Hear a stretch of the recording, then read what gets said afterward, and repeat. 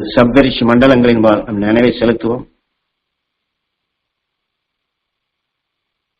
சப்தரிஷி மண்டலங்களின் பேரருளும் பேரொழியும் தியானத்தில் அமர்ந்திருக்கும்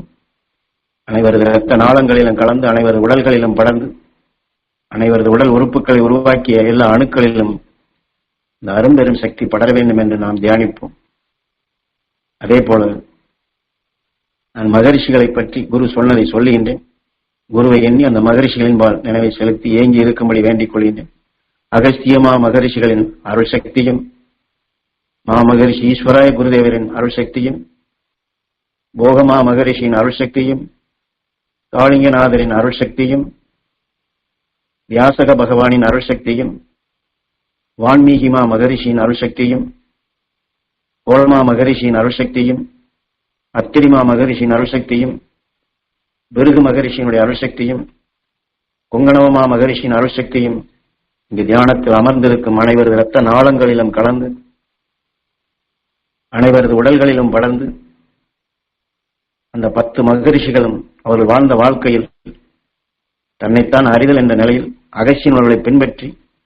ஒவ்வொருவருமே உயிருடன் ஒன்றி கணவன் மனைவியாக, தாய் தந்தையராக, குடும்பங்களாக அந்த விண் செல்லும் ஆற்றலை அவர்கள் மனித வாழ்க்கையில் இந்த உடலுடன் வாழும் காலத்திலேயே அவர்கள் பெற்று அவர் எவ்வாறு கூட்டமைப்பாக அந்த துருவ நட்சத்திரத்தின் ஈர்ப்போட்டத்தில் சப்தரிஷி மண்டலங்களாக அவர் சென்று அடைந்தார்களோ அந்த நிலையை அடைய வேண்டும் என்று, தன் இன மக்கள் பெற வேண்டும் என்று நமக்கெல்லாம் அந்த சக்திகளை பாய்ச்சிக் கொண்டிருக்கின்ற அந்த 10 மகரிஷிகள் அவர்கள் விண் சென்ற உணர்வுகளும் விண் செலுத்திய அனைவருக்கும் அந்த கிடைக்க செய்யக்கூடிய சக்தியை அவர்கள் பாய்ச்சிய உணர்வுகளும் தியானத்தில் அமர்ந்திருக்கும் அனைவரது உடல் உறுப்புகளை உருவாக்கிய தன் 33 கோடி தேவாதி தேவர்கள் என்று புறத்திலே சொன்னாலும் அகத்திலேயும் நம்முடன் இருக்கக்கூடிய அணுக்கள் அனைத்துமே அதே 33 கோடி தேவாதி தேவர்கள் தான். ஆக அந்த மகரிஷிகள் பெற்ற அந்த அரும்பெரும் சக்தி இங்கே தியானத்தில் அமர்ந்திருக்கும் அனைவரது உடல் உறுப்புகளை உருவாக்கிய எல்லா அணுக்களிலும் அந்த அரும்பெரும் சக்தி படர வேண்டும் என்று உயிரான ஈசனிடம் வேண்டி, ஞானகுருவிடம் வேண்டி, எல்லா மகரிஷியிடம் வேண்டி எல்லோருக்கும் அந்த சக்தி கிடைக்க வேண்டும், எல்லா அணுக்களிலும் அந்த சக்தி படர வேண்டும் என்று நாம் ஏங்கி தியானிப்போம். ஞானகுரு காட்டிய அருள் வழியில் இந்த முகப்பு என்ற பதத்திற்கு அவர் சொன்ன உணர்வை நாம் ஏற்றுக்கொண்டு நம்முடன் வாழ்ந்து வளர்ந்து உடலை விட்டு பிரிந்து சென்ற நம்முடைய குலங்களின் தெய்வங்களான முன்னோர்கள், மூதாதையர்கள், நண்பர்கள், உறவினர்கள், தியானவழி அன்பர்கள் அன்றாட வாழ்க்கையில் நாம் திடீரென்று யாராவது பற்றி கேள்விப்பட்டிருந்தாலும் அந்த உயிரான்மாக்கள் உடலை விட்டு பிரிந்து சென்ற நிலையில் அந்த உயிரான்மாவிலும் இந்த முகப்பு ஒன்று உண்டு. அவர்கள் வாழ்ந்த காலத்திலே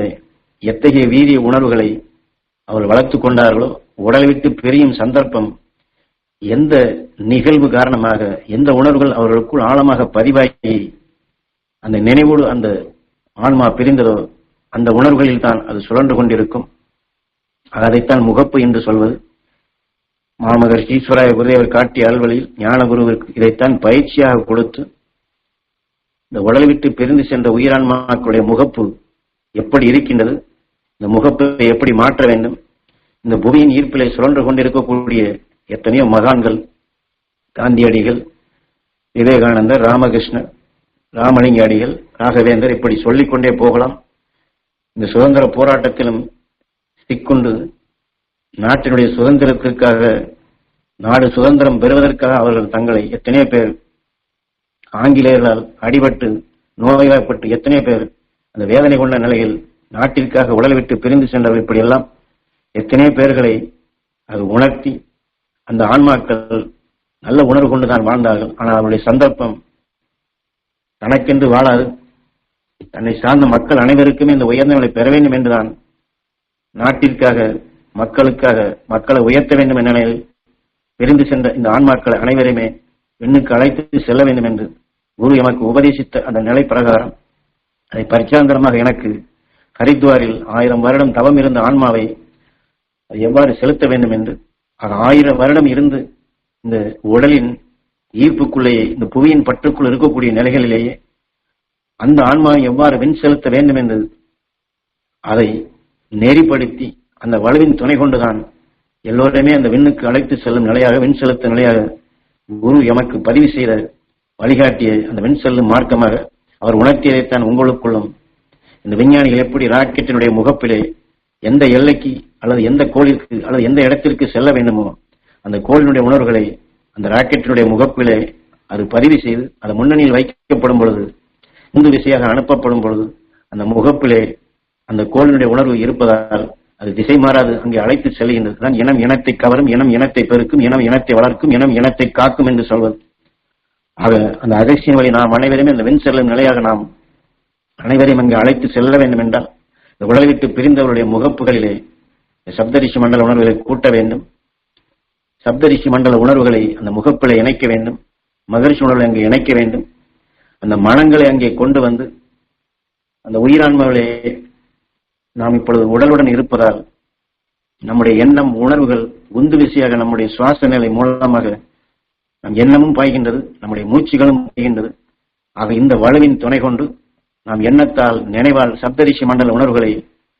உடலை விட்டு பிரிந்து சென்ற அந்த உயிரான்மாக்களுடைய முகப்புகளிலே எளிதாக இணைக்க முடியும். என்னால் எனக்கு குருநாதர் இதைத்தான் சுட்டிக்காட்டி இந்த நாட்டிற்காக மக்களுக்காக வாழ்ந்த அந்த உயர்ந்த ஆன்மாக்களுடைய முகப்புகளிலே இந்த சப்தரிஷி மண்டல உணர்வுகளை இணைக்கும்படி செய்து அந்த மனங்களை அந்த ஒளி அலைகளை அங்கே ஊட்டி இந்த ஈர்ப்புக்குள் புவியின் பட்டுடன் இருக்கக்கூடிய சுழண்டு கொண்டிருக்கும் அந்த ஆன்மாக்களையும் இப்படி ஒவ்வொருவராக தனித்த இடங்களுக்கு அழைத்து சென்று ஏகாந்தமாக அவர்களை வெண் செலுத்தும்படி செய்தார். ஆக நாமும் ஞானகுரு காட்டிய அருள்வழியில் மாமகர்ஷி ஈஸ்வராய புதியவர் வெண் செல்லும் மார்க்கமாக எதை வழிகாட்டினாரோ அந்த அருள் வழிப்படி நாமும் இப்பொழுது அந்த மகர்ஷி உணர்வை சுவாசித்தோம், பெற்றோம், நம் அணுக்களில் இணைத்தோம்.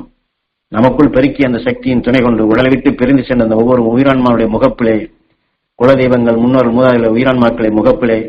நாம் இந்நேர வரை தியானத்தில் பெற்ற அந்த உயர்ந்த சக்திகளை இணைப்போம். அந்த ஈசனுக்கு இந்த சப்தரிஷி மண்டல உணர்வுகளை இந்த உணரின் ஒளிகளை அங்கே இணைய செய்வோம். இந்த உணர் என்றால் இதான் 1000 வருடம் தவம் இருந்த இடத்திலே அந்த வெள்ளத்தை வரவழைத்து எக்கோ அந்த ஒளி அதிர்வுகளை கூட்டப்படும் பொழுதுதான். ஆனால் அது ஒரு நிலை கொண்ட சுவாசத்திலே இருப்பதை இந்த ஒளி அதிர்வுகளை எக்கோ ஏற்படுத்தி இந்த சப்தரிஷி மண்டல உணர்வை எழுப்பும் பொழுதுதான் தட்டி எழுப்பக்கூடிய இந்த உணர்வின் ஒளி சப்தரிஷி மண்டல உணர்வின் ஈர்ப்பிற்கு அப்பொழுதுதான் அந்த ஆன்மா இந்த உடலை விட்டு பிரிகின்ற என்றால் அது அதனுடைய பட்டிலே இந்த உடலிலே இந்த புவிக்குள் அந்த பட்டின் பிடிப்பு அந்த ஈர்ப்பு காந்தம் இருப்பதால் தான் அந்த ஆன்மா ஒளியாக இருந்தாலும் எங்கே செல்ல வேண்டும் என்ற எல்லை தெரியாதால் அந்த ஈர்ப்பிலேயே இந்த உடலிலேயே சிவத்திற்குள் தான் சிவத்தைத்தான் ஜெபிக்கின்றான், அது சிவத்திற்குள் தான் அடைபட்டிருக்கின்றான். அந்த அடைபட்ட நிலைகளை நாம் நேரடியாக சொல்லி அதை வெளியே கொண்டு வர முடியாது. ஆனால் அதை எக்கோ அந்த ஒளி அதிர்வுகளை கூட்டி அந்த அதிர்வுகளிலே சப்தரிஷி மண்டல உணரின் ஒளிகளை அங்கே இணைத்தம் என்றால் இந்த முகப்புகாரி அந்த ஈர்ப்பின் காந்தம் இந்த முகப்பிலே சப்தரிஷி மண்டல உணர்வுகள் அந்த உயிரின் ஈர்ப்பில் அந்த காந்த சக்தியாக இணையப்படும் பொழுது நான் காட்டிய நிலைகள் கொண்டு நீ உந்து அந்த ஆன்மா 1000 வருடம் தவம் பெற்ற நிலைகள் கடும் தவமாக ஒளியான அந்த ஆன்மா பிறவில்லா நிலை அடைய வேண்டும், அந்த சப்தரிஷி மண்டலத்தோடு இணைய வேண்டும் என்று நீ செலுத்தப்படும் பொழுது அது திசை மாறாது அங்கே கொண்டு செல்ல முடியும் என்று எப்படி அந்த குரு பயிற்சியாக கொடுத்தாரோ அதை போன்று நாமும் நம்முடன் வாழ்ந்தவர்கள் குலதெய்வங்கள் முன்னோர்கள் மூதாதையர்கள் நண்பர்கள் தியான வழியை கடைபிடிப்பதில் யாராக இருந்தாலும் சரி குரு காட்டிய அந்த அருள்வழியில் நம் குரு எப்படி முன்பின் சந்தித்திராத இரத்த சம்பந்தம் கூட இல்லாதவர்களை குரு காட்டியவர்களை அந்த முகப்பிலை இணைத்து வெண் செலுத்தினாரோ அங்கே அடையும்படி செய்து அவர்களையும் குரு இட்ட கட்டளைப்படி 1-2 அல்ல எண்ணில் அடங்காத வெண் செலுத்தினம் என்று குரு மனிதனாக பிறந்த நிலையில் ஒவ்வொருவருக்கும் உயர்ந்த சேவையாக மனிதன் அடைய வேண்டிய உன்னதமான நிலையை பெறச் செய்த அந்த குருவினுடைய சேவையை நாமும் குருவினுடைய அருள்வழி நாமும் உடலை விட்டு பிரிந்த ஆன்மாக்களுக்கு நம்முடைய முன்னோர்களுக்கு மூதாதையர்களுக்கு செய்ய வேண்டிய தலையாய கடமையாக அவர் காட்டிய வழியில் நாம் இப்பொழுது அனைவரும் ஒன்று சேர்ந்து உடலை விட்டு பிரிந்து சென்ற அத்தனை உயிரான்மாக்களையும் சப்தரிஷி மண்டலத்துடன் இணைப்போம். எங்கள் குலங்களின் தெய்வங்களான முன்னோர்கள் மூதாதையர்களின் உடலை விட்டு பிரிந்து சென்ற உயிரான்மாக்களும் எங்களுடன் வாழ்ந்து வளர்ந்து உடலை விட்டு பிரிந்து சென்ற உற்றார் உறவினர்கள் நண்பர்கள் அதே போல இந்த தியான வழியினை கடைபிடித்து உடலை விட்டு பிரிந்து சென்ற உயிரான்மாக்களும் ஞான குருவின் அருளால் மாமகர்ஷி ஈஸ்வராய புதையனுடைய அருள் சக்தியால் அந்த அத்தனை உயிரான்மாக்களுடைய முகப்புகளிலும் அந்த சப்தரிஷி மண்டல உணர்வுகள் மகரிஷி உணர்வுகள் அந்த முகப்பிலே இணைந்து அந்த உயிராத்மாவிலே அந்த சப்தரிஷி மண்டல ஒளி உணர்வுகள்